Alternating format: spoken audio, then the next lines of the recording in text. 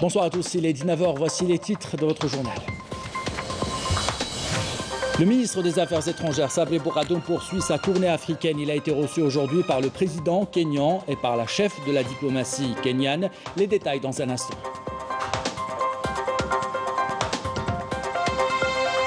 Nous verrons dans ce journal comment le CERIS crée et diffuse ses cours en ligne grâce à une plateforme qui regroupe des centaines de cours au profit des étudiants et des chercheurs.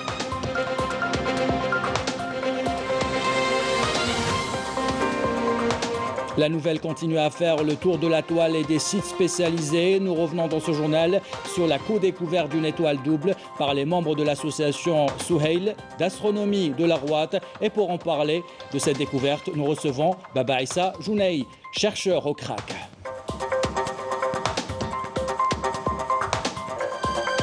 Enfin, un portrait d'un professionnel du 4e et du 7e art, Djilali Boujema à Oran et à Boussaada, un vrai décor de cinéma dans la plus ancienne mosquée de la ville qui se trouve au cœur du Qsar de Boussaada. Voilà pour les titres. Bienvenue à tous. On entame ce journal avec l'activité du chef de la diplomatie algérienne. Le ministre des Affaires étrangères, Sabri Bourgadoum, a été reçu en audience à Nairobi par le président kényan. L'occasion de lui transmettre les salutations fraternelles du président de la République, Abdelmajid Tebboune, réaffirmant sa ferme volonté de renforcer le partenariat entre les deux pays et d'impulser une nouvelle dynamique à la coopération bilatérale. Pour sa part, le président kényan a rappelé les profonds liens historiques qui unissent les deux pays et peuples ancrés dans leur lutte pour la décolonisation et l'émancipation. Il a exprimé son désir de rehausser la coopération bilatérale dans ses dimensions politiques, sécuritaires, économiques et culturelles. L'audience a été également a donné lieu à l'examen des questions régionales et internationales d'intérêt commun, notamment celles liées à la sécurité et au développement en Afrique. Le ministre des Affaires étrangères, Sabri Bourgadoum, a tenu aujourd'hui une réunion de travail à Nairobi avec son homologue kényane, Rachel Omamo, avec laquelle il a évoqué les relations bilatérales ainsi que les principaux foyers de tension dans le continent africain, y compris la situation en Libye, au Sahara occidental. Les deux chefs de la diplomatie sont convenus d'approfondir et raffermir davantage la coopération bilatérale dans les domaines économiques, commerciaux, mettant en place les mécanismes nécessaires. Et le chef de la diplomatie algérienne, Sabri Bourgadoum, était hier en visite de travail en Angola. Il a été reçu par le président angolais, João Lourenço, qui lui a transmis un message du président de la République, Abdelmajid Tebboune. De son côté, le président Lourenço a chargé Sabri Bourgadoum de transmettre ses sincères salutations et son souhait de tisser un partenariat stratégique avec l'Algérie au bénéfice mutuel des deux peuples. Ce communiqué maintenant du ministère de la Défense nationale dans le cadre de la lutte antiterroriste est suite à une embuscade tenue à Oued Boudkhan, dans la wilaya de Khanchla. Un détachement de l'armée nationale populaire a abattu hier un dangereux terroriste et a récupéré un pistolet mitrailleur de type RPK, 3 chargeurs garnis de munitions, un poste de transmission radio et 2 téléphones portables. Cette opération s'inscrit dans la dynamique des résultats qualitatifs réalisés par nos forces armées afin d'assainir notre pays du fléau du terrorisme, ajoute le communiqué du ministère de la Défense nationale. Dans l'actualité de ce vendredi, vous l'avez certainement remarqué, les bureaux de poste ont ouvert exceptionnellement leurs portes ce matin pour répondre aux besoins des retraités dont le nouveau calendrier de virement est entré en vigueur. À ce propos, les retraités pourront désormais connaître exactement le jour de virement de leur pension. Comment? Réponse dans ce reportage de Badia Amardi. Exceptionnellement aujourd'hui, les bureaux de poste ont ouvert leurs portes jusqu'à midi pour permettre aux retraités de retirer leur pension suivant le nouveau calendrier de virement établi par Algérie Post, mesure accueillie favorablement par les retraités. Les nouvelles mesures sont très bien. Actuellement, comme vous voyez, c'est très organisé et ça allège, que ce soit les retraités ou bien les travailleurs. Et la fluidité est encore plus meilleure. Il y a une bonne fluidité parce qu'on ouvre à partir du 15. C'est formidable. C'est une bonne initiative qu'ils ont fait, la Poste. C'est pour éviter tout ça, pour les vieux, les personnes âgées avec cette maladie. Parce que, bon, il y a des gens qui viennent à 6 h du matin ici pour retirer leur argent. Je suis venu à 8 h du matin, à 8 h 15 j'ai retiré mon argent. خلصت بيان لقيت سهولة مليحة. أنا ذكر راني خدام وقال لي صاحبي حل البوسطه ساعدني الحال باسكو البوسطه قريبه عليا جيت خلصت الحمد لله. Au niveau de la poste de Dar el-Baïda, c'était plutôt fluide, même si un rush a été enregistré aux premières heures de la matinée. Les retraités sauront la date du virement de leur pension suivant le dernier chiffre de leur numéro de compte CCP. C'est le nouveau calendrier qui va être appliqué, Inch'Allah, aujourd'hui, le 15. Alors on a préféré d'élargir la période entre le 15 et le 22. Je demande à notre clientèle qu'ils voient le dernier chiffre de leur numéro de CCP, sans la clé. Alors, la journée du 15, c'est le numéro 0, le virement. Ça va se faire le 15. Le numéro 1, ça va le faire le 16, le 2 et le 3. C'est la journée du 17 et la journée du 19, c'est le numéro 6. La journée du 20, c'est le numéro 8 et 9. Le paiement pour les retraités, spécialement le vendredi, c'est un jour férié pour les travailleurs d'Algérie Post. Et comme vous voyez, nous sommes là et nous sommes prêts pour être au service des retraités. Une initiative qui évite aux retraités les longues files d'attente au niveau des bureaux de poste, surtout en cette période de pandémie. Et en parlant de pandémie, 254 nouveaux cas confirmés de coronavirus, 200 ou 196 guérisons et 5 décès ont été enregistrés ces dernières 24 heures selon le porte-parole du comité scientifique de suivi de l'évolution de la pandémie de coronavirus, le docteur Jamel Fourara. Et cette pandémie a créé un nouveau monde en confinant l'ancien. L'enseignement à distance est devenu au fil des mois une véritable solution pour ne pas priver des étudiants de leurs cours. En Algérie, le CERIST a lancé sa propre plateforme numérique. Des moyens importants sont mobilisés, comme vous allez le voir, pour enregistrer et diffuser des cours en ligne. Reportage de Rabia Bouzidi, commentaire signé Adel Boukhams. L'enseignement à distance ou la solution idéale pour assurer la continuité du programme universitaire. Un domaine dans lequel l'université de la formation continue excelle en assurant l'accompagnement nécessaire aux professeurs et cela de l'enregistrement de leurs cours jusqu'à leur diffusion sur les plateformes numériques des différentes universités du pays. Les professeurs et les enseignants universitaires qui nous ont sollicités ont la possibilité de choisir entre le programme à long terme qui consiste en l'enregistrement des cours en ayant recours aux nouvelles technologies et entre le programme d'urgence qui leur permet d'enregistrer les cours dans leur mode simple à partir de leur domicile. La réussite de ce programme est tributaire de l'efficacité des plateformes numériques qui lui sont consacrées et de la conjugaison des efforts des différents intervenants avant qu'il ne soit généralisé aux différents cycles universitaires. La plateforme installée au niveau du CERIST a enregistré jusqu'à maintenant 800 cours. Le CERIST doit assurer une plateforme qui peut recueillir toutes ces vidéos, ainsi que le débit nécessaire permettant l'accès simultané à des milliers d'étudiants qui souhaitent avoir accès à ces cours. L'enseignement à distance devrait permettre à l'enseignement supérieur en Algérie de se mettre au diapason des universités à l'échelle mondiale.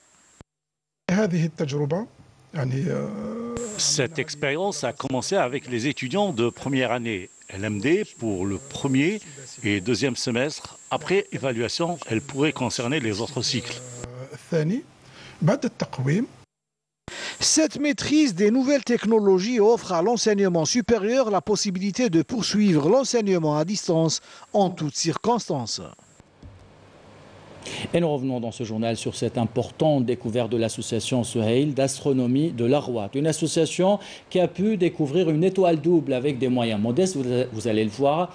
Une co-découverte qui a fait le tour de la toile et qui a valu plusieurs publications et la reconnaissance de la communauté scientifique en Algérie et à l'étranger. On revient sur cette découverte avec Kamel Bouakba.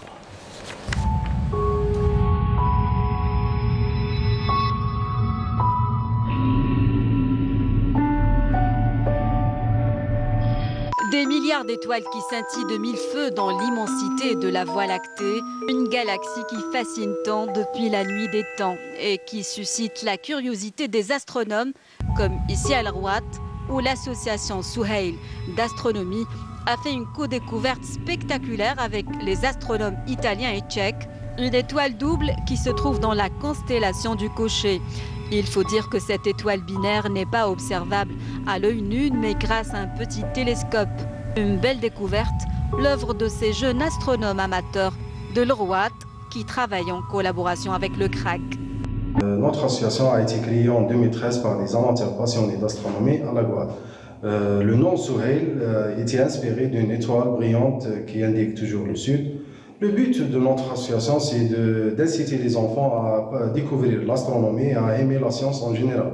Que ce soit au siège de notre association, au centre de loisirs scientifiques La Guadeloupe, ou bien en déplaçant à travers les écoles.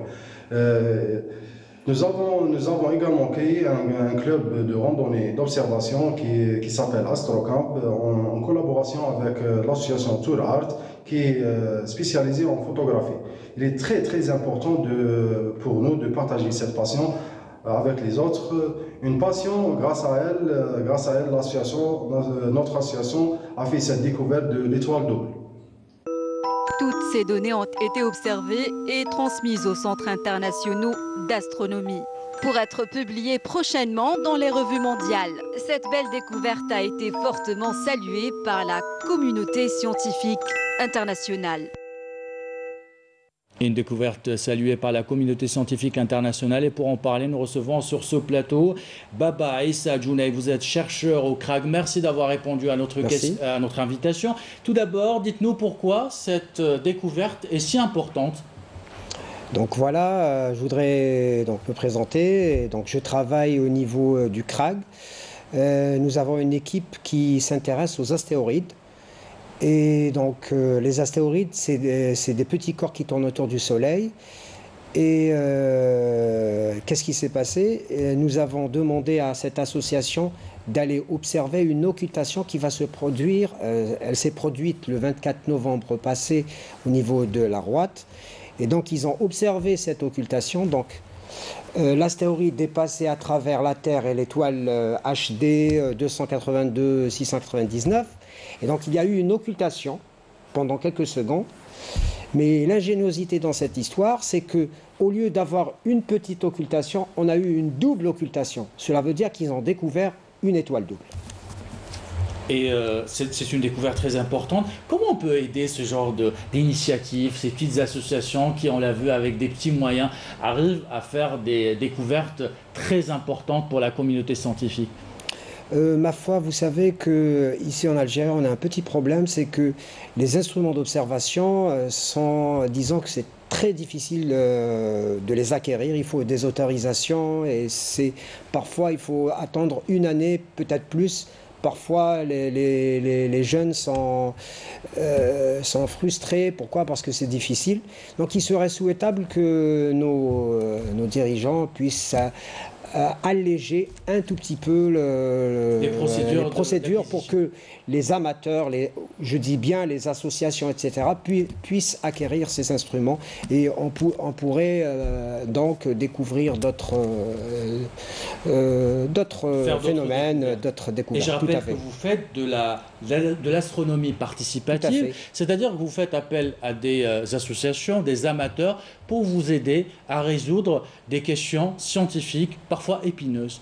Vous savez, nous les scientifiques, on croule sur les data. Donc on a beaucoup de données et donc on peut pas traiter toutes les données, etc.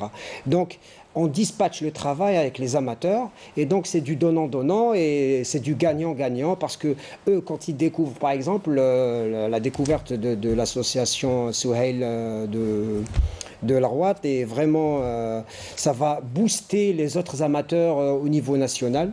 Donc je pense que dans les mois à venir, parce qu'on fait en général on fait des rencontres nationales sur les occultations et donc je suis sûr et certain qu'ils vont travailler dans ce sens. C'est un domaine très passionnant, on peut en parler pendant des heures, mais dernière question, pourquoi il est important, vous étudiez par exemple les astéroïdes, pourquoi c'est important d'étudier ces corps célestes?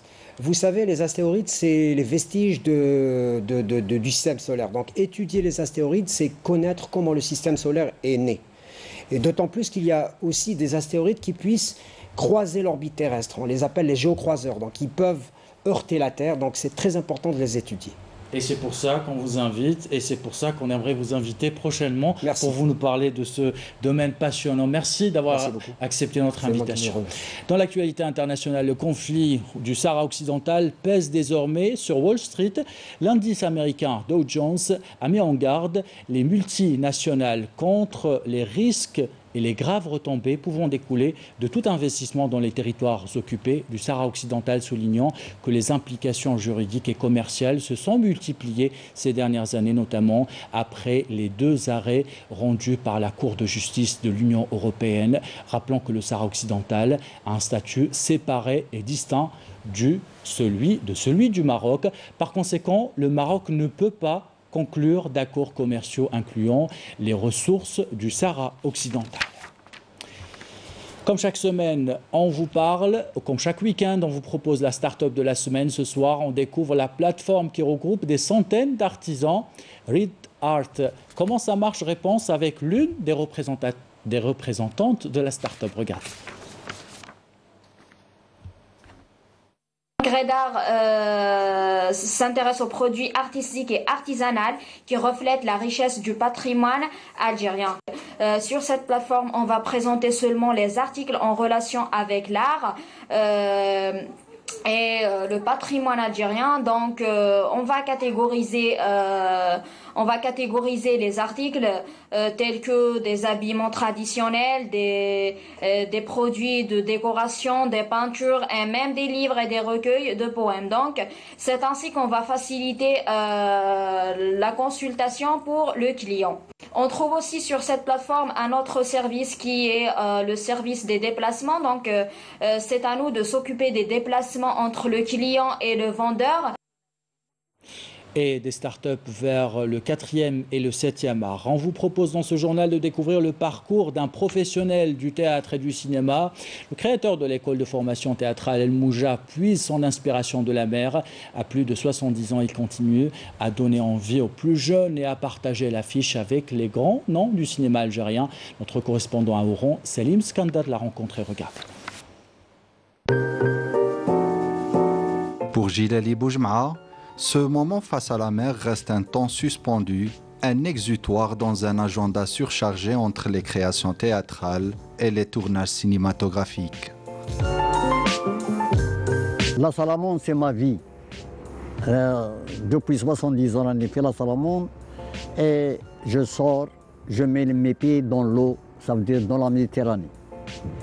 Et ma tête, elle fait travailler ma création. Donc, obligé, le matin, je dois voir la mer. Quelques mètres plus loin se situe l'école de formation théâtrale El Mouja, dont le fondateur est Djilali Boujmaa. Boujmaa nous invite dans son monde.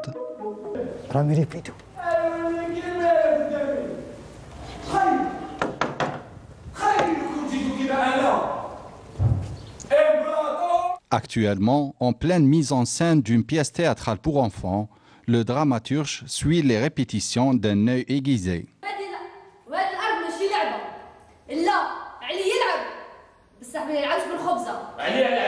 Et n'hésite pas à monter sur scène pour mieux expliquer aux jeunes comédiens.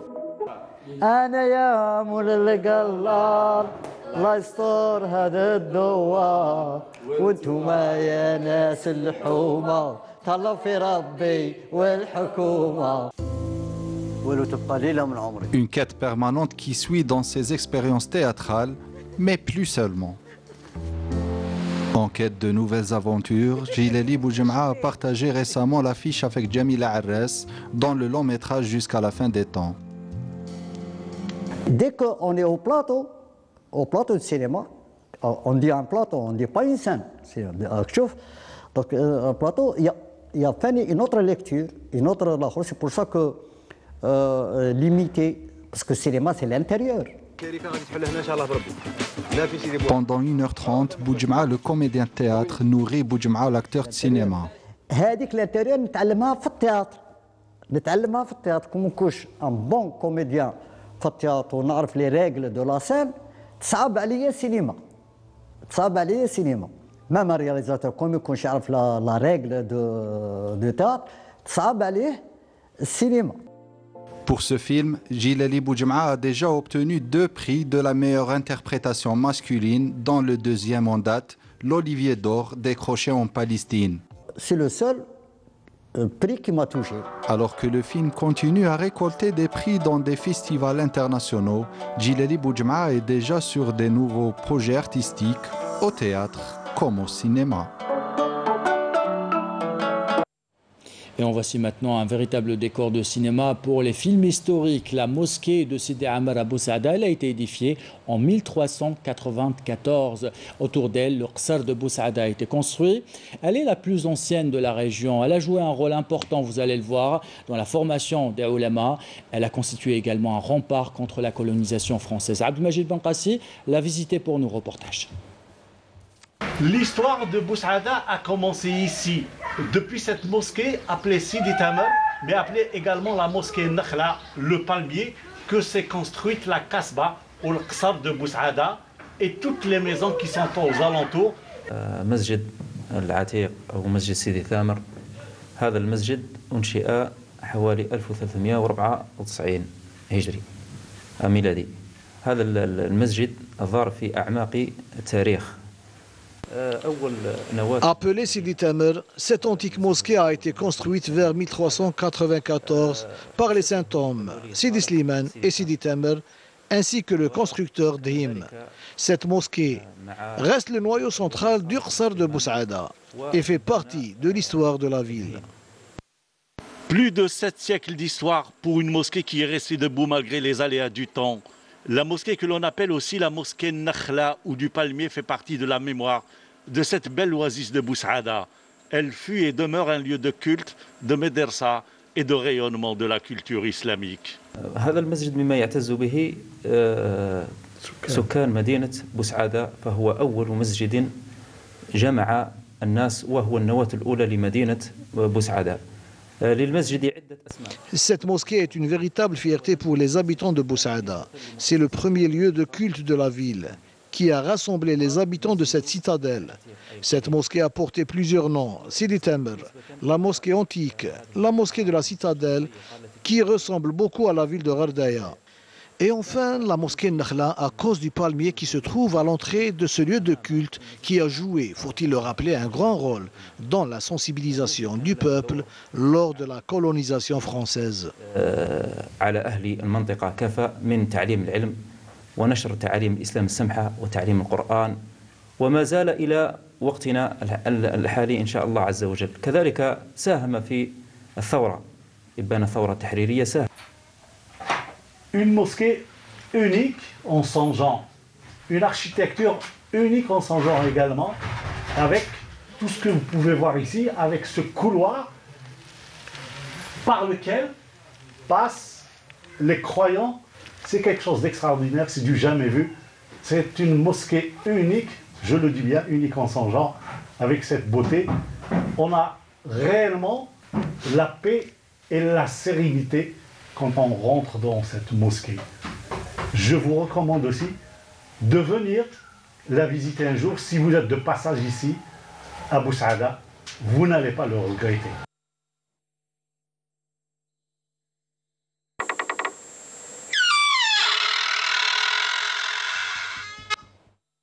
Et l'invitation est lancée par Abdelmajid Benkassi. On termine ce journal avec les résultats partiels de la 8e journée du championnat de Ligue 1 qui s'affiche dans ce tableau.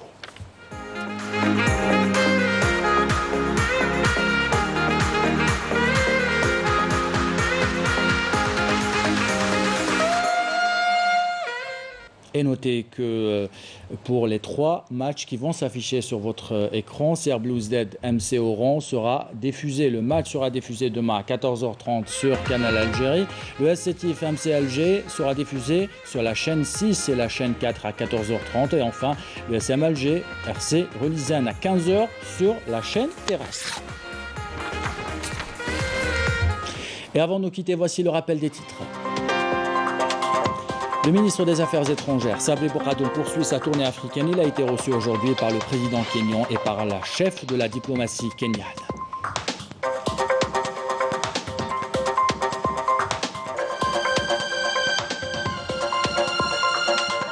Nous avons vu dans ce journal comment le CERIST crée et diffuse des cours en ligne grâce à une plateforme qui regroupe des centaines de cours au profit des étudiants et des chercheurs.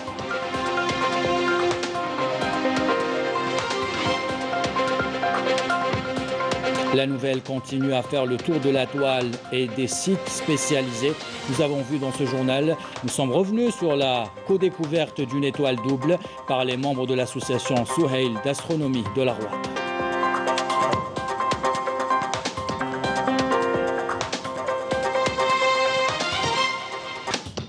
Et enfin, nous avons découvert le portrait d'un passionné du 4e et du 7e art, Djilali Boujama à Oran et à Boussaada. Nous avons vu un vrai décor de cinéma dans la plus ancienne mosquée de la ville qui se trouve au cœur du Qsar de Boussaada.